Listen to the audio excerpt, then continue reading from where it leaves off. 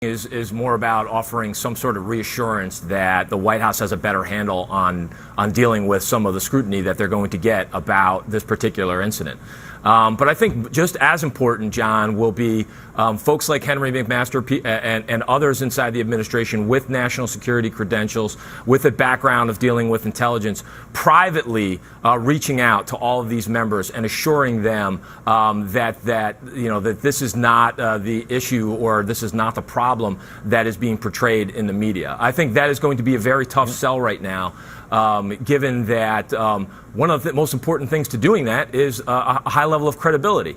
And I think this goes back to the professor's point. What they've witnessed over the last month or so is that every day they seem to get an assurance that whatever's in the media is not true. 24, 48 hours is actually proven to be true, or whatever the White House was promoting ends up having its credibility put in question. So I think those are very, very difficult challenges when you look at how the White House is going to be handling this in the next few days. You know, Simone Sanders, we have this progressive conference right now where someone who might very well want to be the next Democratic nominee to be president of the United States will speak. And I say that because there are a bunch of Democrats all speaking there, and they all want to be president one day.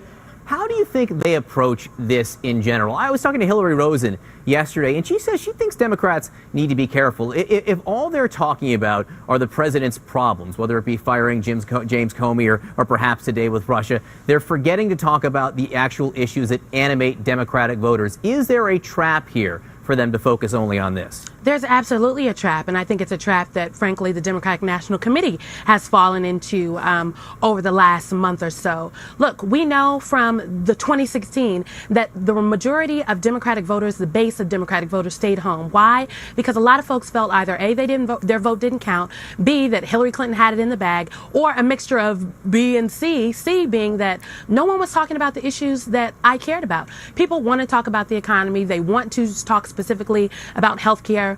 They want to talk about education. They want to talk about the things that affect their lives. And it's not enough for Democrats to beat Donald Trump or the Republicans over the head saying their policies aren't good enough. We Democrats are going to have to come to the table to voters and present something. It's not enough to say that the other guy is really bad and you just need to vote for me. And until Democrats are able to move past that, I don't think they'll be able to really make traction for 2018. All right, Julian Zelzer, Simone Sanders, Kevin Madden. Again, we're waiting on H.R. McMaster. What will he say? We're also waiting on the Democrats. What will they say? President Trump is defending his right to share facts with the Russians. He explained why he did. He's got a very important meeting behind closed doors with a different world leader today. How will the reports about this information sharing, how will that affect what's going on today? Stay with us.